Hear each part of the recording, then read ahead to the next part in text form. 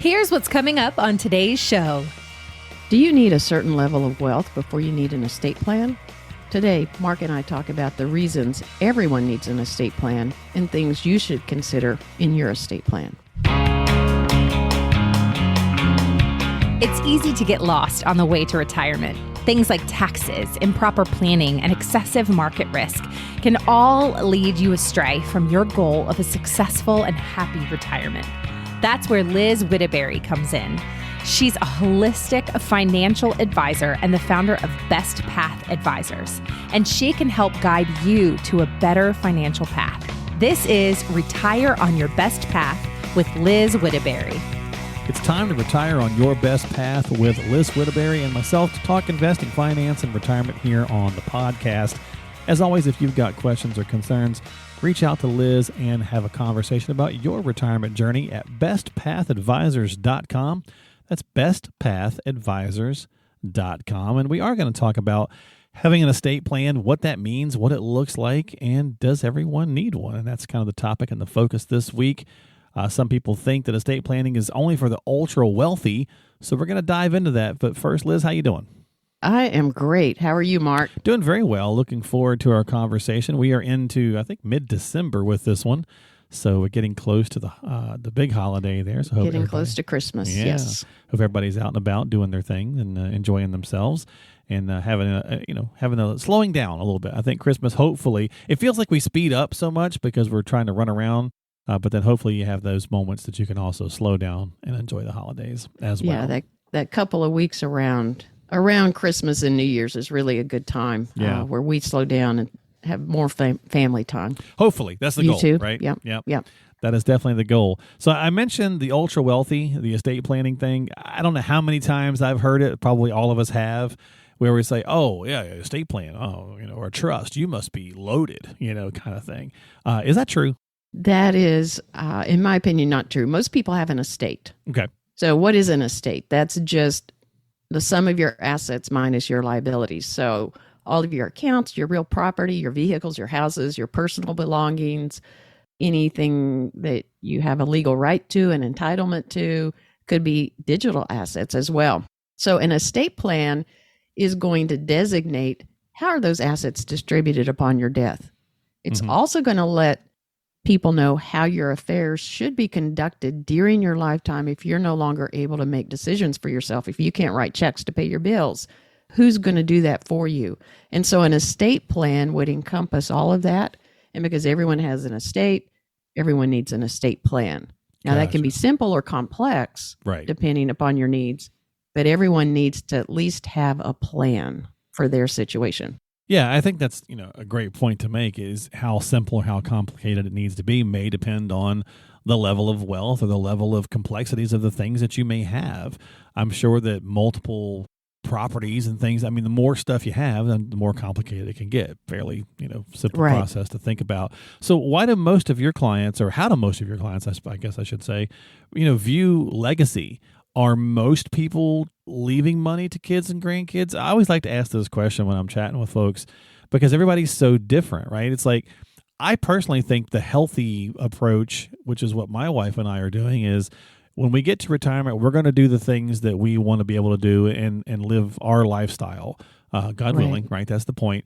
And then whatever's left over will go to our daughter. But everybody's different. Some people want to leave. Their focus in retirement is to leave as much as they can, and others is to not leave anything.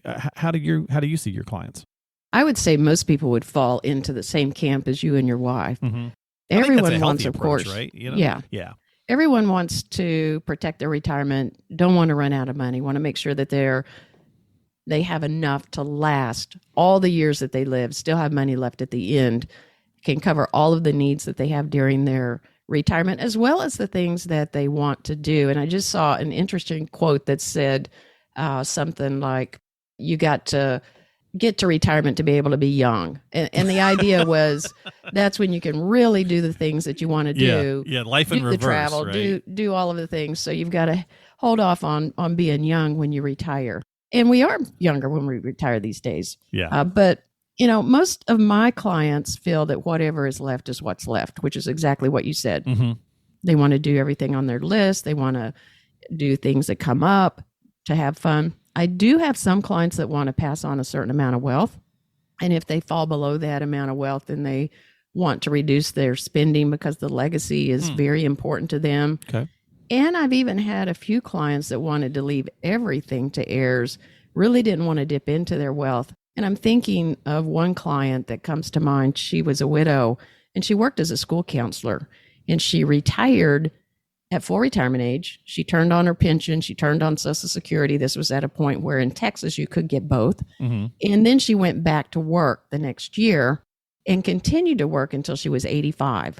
And she let that pension and that Social Security, that just went into a savings account, and she built up a very large sum of money that she left to heirs. But that was her goal. That was what she wanted to do. She loved to work. She didn't see any reason not to work. She enjoyed the counseling that she did, and she wanted to leave that big legacy. But, that would be, she's the unusual client out of, all of the clients that I have.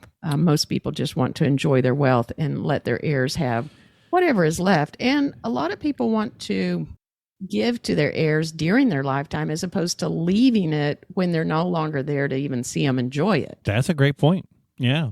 I think the concept, because the concept of retirement, Liz, is only about 100 years old anyway, really. Right. It's not like it's been around since, we have. So it's exactly. It's people didn't live long enough right. to really retire. Yeah. And the concept of wealth and all those things have really, just changed so much in the last 100 plus years. And I think that's a good way of thinking about it. It's like, there's no right or wrong answer, by the way, right? Whether you want to leave a lot, whether you want to leave a little. I've talked to people and they joke and they're like, I'm leaving my kid a credit card bill. so everybody kind of, says different things, right? And of course you can have fun with the conversation, but you do really need to have the conversation so that your retirement professional, your financial professional, can help you kind of figure out what that's going to be. And thinking about the way you said the person really wanted to leave a legacy, a specific number in mind, you can also work towards your planning process to still create that legacy portion and hopefully enjoy yourself as well. But the sooner that you can do that, the better, right? The more time you have to plan, the better things are going to be. So that being said, what are some basic mistakes that you often see people make in the estate planning conversation?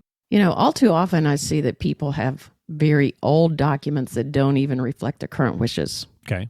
And some people don't even have any documents. They just haven't felt the need to get them. They're healthy, they're working, the time has gone by, and now they're suddenly realizing, well, we really need to get some things in place. I think often that comes about as they see their parents needing to actually utilize their documents, and they get a sense of how important those documents can be, not just the will or the trust, but also the power of attorney. Right, yeah. The medical power of attorney. All of those are very important. So, people need to think about, do they have a complete set of legal documents, and do those reflect their current wishes?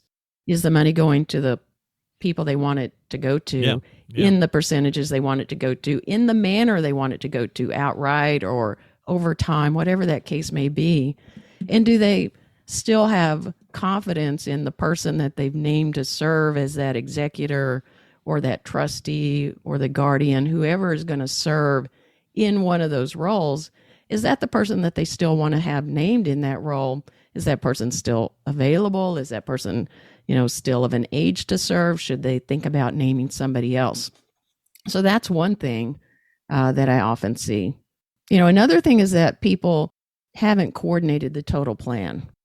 And what I mean by that is they might have a document that says one thing, but then the beneficiaries on their accounts are completely different. And whenever you have a beneficiary on an account, that is going to supersede the document. Yes, exactly. And a lot of people don't realize that, right? It doesn't matter what you are, I want to leave this to this person, but I didn't change the beneficiary designation. Too bad. It doesn't matter what your will says. The BD overrides that. Exactly. So any account that has a beneficiary on that account, whether that's a bank account or a 401k or an IRA or any other account that has a beneficiary, whoever is the named beneficiary is the 100% recipient of those funds, no matter what the will says. And unfortunately, we see that a lot with later divorces, right? Because somebody's been married 30 years, they get a divorce later in life, and they're just they got all these things and they just forget to, cross a T or dot an I somewhere, and it comes back to be problematic. And certainly that's something you want to try to avoid, obviously. Right. And when people have accounts spread out because they've worked at a lot of different places and they've ended up with old 401ks or old rollover accounts that are spread out all over the place, that can make it even more difficult to make sure that everything is coordinated. So there comes a point where you've got to sit down and look at the list of everything. How is it? What are the beneficiary designations on that account? Where will it go? Is that where I want it to go? And does that match then the documents that I have, the will, the trust? Stuff falls through the cracks, right? Or we throw something in the proverbial financial junk drawer and we forget about it. So that's great. Another thing, Mark, that I often see as people get older is that they begin to add their children to their accounts for convenience. Sure, yeah. It makes it convenient for the child to write a bill for them, or they feel like, well, if something comes up in the future, even though maybe the child is not currently handling anything, if something comes up, then they can just step in. What they don't realize, what they don't realize is that, number one, that exposes that account to anything that happens to that child. So if that child gets a divorce or they end up, in a car wreck with a surgeon and they're sued, that account actually belongs to them if they're a co-owner. Really? Okay. Yeah, that's interesting. And same kind of conversation we hear with the house too, right? When some people say, well, let me sign my house over to my kid early, even though I'm still alive, to kind of, for whatever financial purpose they're thinking about, that does expose that as an asset to them. You think about that with the house, but not the accounts. That's a great point. And the other issue is that if the child is the co-owner, when that parent passes away, that account belongs to that child 100%. There may be other beneficiaries that, maybe they have 4 children and they want it to be split 4 ways. The child can follow the instructions. They're not required to follow the instructions of the will. They can. A lot of times I see that they do, but that may put the child in a position of having to do some gifting and use up some gifting limits. Really depends on how much the account is worth. So there's trying to do these easy workarounds don't always get you in the place that you want and can expose you to some risks that you're not even aware of. And that's why it's important to talk to somebody that understands all of the things that could happen and can give some guidance on how's the best way to get to where you want to go without exposing you to any risk that you don't want to be exposed to, or your child to any complications that you don't want your child to have to deal with. Let's make it as efficient and as simple for everybody involved. Yeah, absolutely. And that, that's part of thinking through all of the different scenarios. We tend to, Mark, think things are going to happen in a certain way. We have this idea that, I'm going to live, I'm going to pass away before these people, when my kids are going to be healthy, no one's going to get disabled. Right. We tend to think that things are going to happen in a certain way, but sometimes they don't. And when they don't, then the plan needs to be able to be flexible and to provide the best for everybody in whatever this new situation or reality might be. So when we're thinking about our estate plan, we've got to think through the contingencies, what could happen if these things happen, what needs to be in place to make sure that my children are taken care of in the best manner possible, I'm taken care of in the best manner possible. Have I thought about all of these things? And that's where a professional that's seen a lot of different things happen can help with thinking through what needs to be in the plan.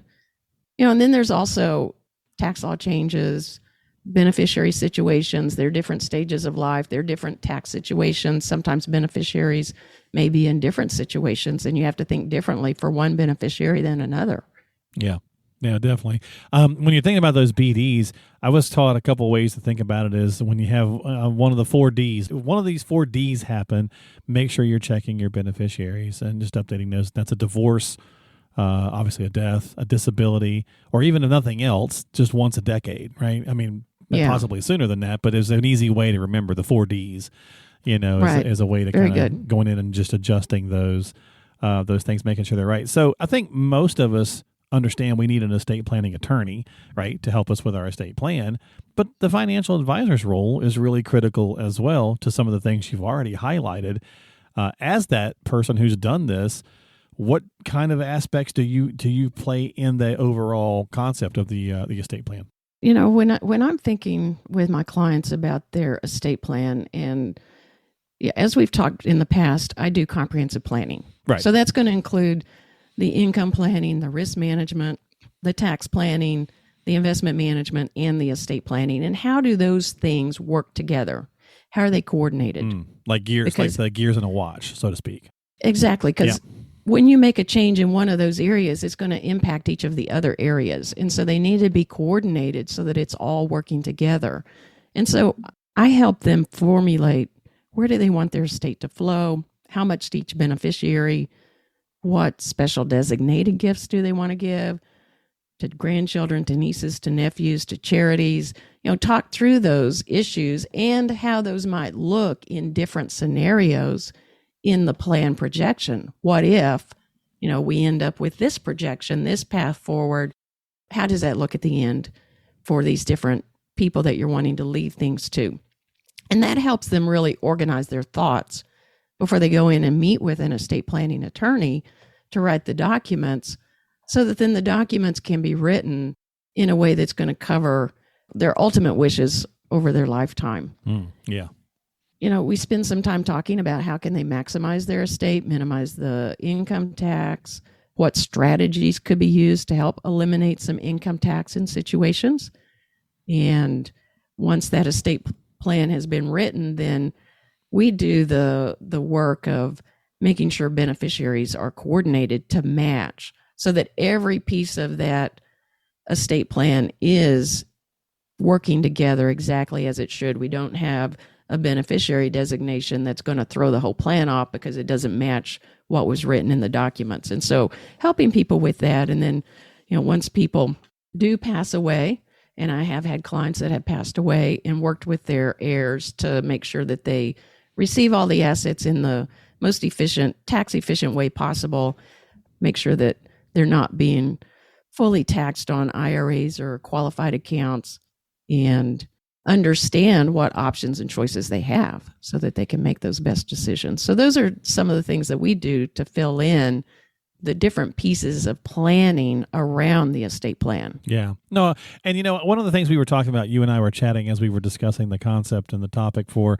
the podcast was, just the fact that you also like to dig in just beyond the numbers. And so I thought maybe you could share a situation with us where, you've just it's been particularly interesting or rewarding to you to help construct that legacy portion of a plan for a client, without doing specifics, but just something you could share with us, because like I said, I know that you enjoy more than just the numbers as well.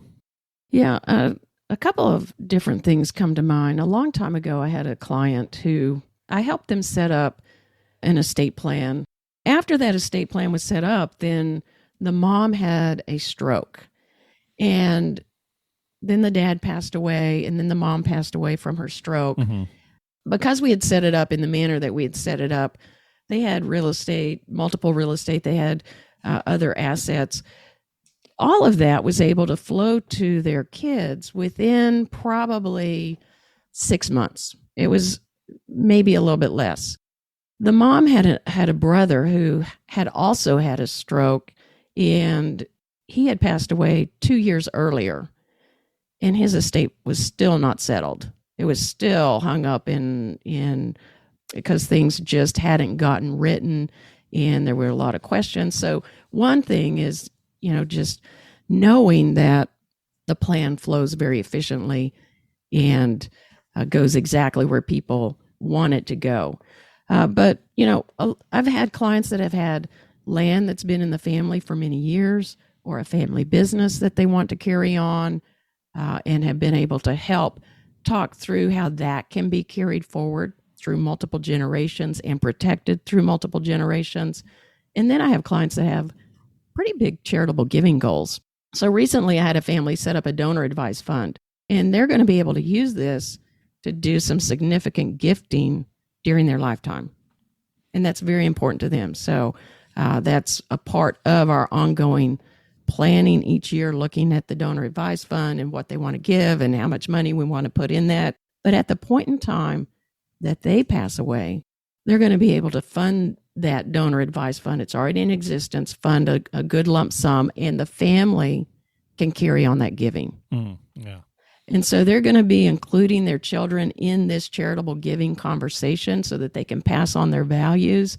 They can talk through why they're giving, let the children begin to have some input into some giving as well, but pass on the values, and then let the children and the grandchildren carry that out when they're not here. And so getting involved in those things where people are able to continue their legacy, whether that's passing on things that have been in the family for a long time or things that they built, such as a business, or the giving that they want to do as a legacy that the family is leaving this world. Those are very, very good conversations that I deeply enjoy. Yeah, and it's all part of getting together with an advisor, right? Having a professional to help you, building relationships. And, we like to close out the podcast each week with you saying that's the way to retire on your best path, right? Is to have that team. You need an estate planning attorney, certainly, but you need that financial professional component as well. Absolutely. And so with that, I will say, if you are listening to this and you would like to have any input, have any questions on your estate plan, we'd be happy to give you some feedback. And you can get more information by checking out our website. We've got some very good checklists that would give you some input on making some plans. And you can just navigate to bestpathadvisors.com and look under the good stuff that we've got there. And you've got some checklists that you could review. Yeah, because we're here to help you be on your best path for retirement. Yeah, absolutely. Sorry about that, Liz. Yeah, no, that's when you said the good stuff, I figured I better kind of drill that down for folks. So when you go to bestpathadvisors.com, there's a section called the good stuff.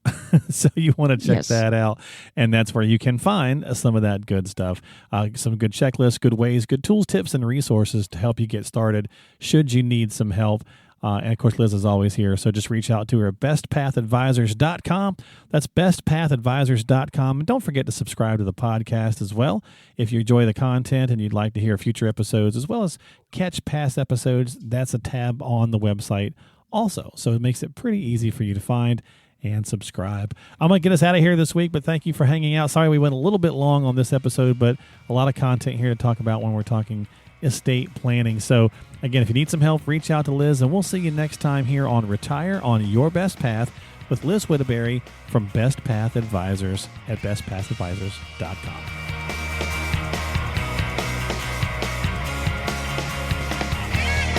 The preceding program is sponsored by Best Path Advisors, which is solely responsible for its content. Securities offered through J.W. Cole Financial, member FINRA SIPC. Investment advice offered through J.W. Cole Advisors. Best Path Advisors, J.W. Cole Financial, and J.W. Cole Advisors are unaffiliated entities. The opinions expressed by Liz Whittaberry should not be construed as specific tax, legal, or investment advice, nor as an offer to buy or sell any securities mentioned herein. Neither J.W. Cole Financial nor its representatives provide legal, tax, or accounting advice. Persons who provide such advice do so in a capacity other than as a registered representative of J.W. Cole. Investing is subject to risks, including the loss of principal. Due to volatility within the markets mentioned, opinions are subject to change without notice. Information is based on sources believed to be reliable, however, their accuracy or completeness cannot be guaranteed.